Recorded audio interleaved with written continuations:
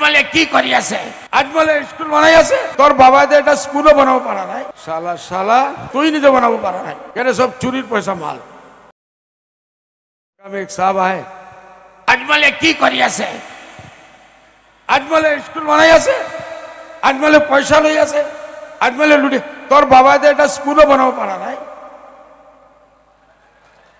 শালা শালা তোর দেवता এটা স্কুল তুই নিজে বানাবো পারা নাই, কেন সব চুরির পয়সা মাল।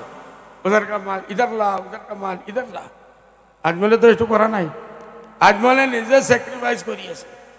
পৃথিবীর পৰা ভিক মাগি আনি কিছু হরা তাক আমি 100% পড়াই আছো, কিছু সকলে নিজে পয়সা দি আছে, কিছু আমি মাফ কৰি আছো।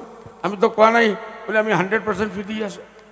আৰ যদি 100% দিম তোমাৰ ডাউন ডাউন বিল্ডিং কেনেকুৱা বানাম, 3 কোটি 7 কোটি টাকাৰ মাটি কেনেকুৱা কিনিম, কোনে আমাক পয়সা দিব?